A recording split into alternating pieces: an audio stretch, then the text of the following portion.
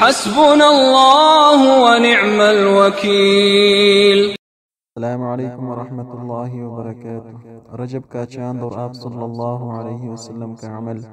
ماہ رجب کے بارے میں جو بات صحیح سند کے ساتھ حضور اکرم صلی اللہ علیہ وسلم سے ثابت ہے وہ یہ ہے کہ جب آپ صلی اللہ علیہ وسلم رجب کا چاند دیکھتے تھے تو چاند دے کر یہ دعا فرمایا کرتے تھے: اللہم بارک لنا فی رجب وشعبان وبلغنا رمضان۔ اے اللہ، ہمارے لیے رجب اور شعبان کی مہینے میں برکت عطا فرمائیے اور ہمیں رمضان تک پہنچا دیجیے، یعنی ہماری عمر اتنی کر دیجیے کہ ہم اپنی زندگی میں رمضان کو پالیں۔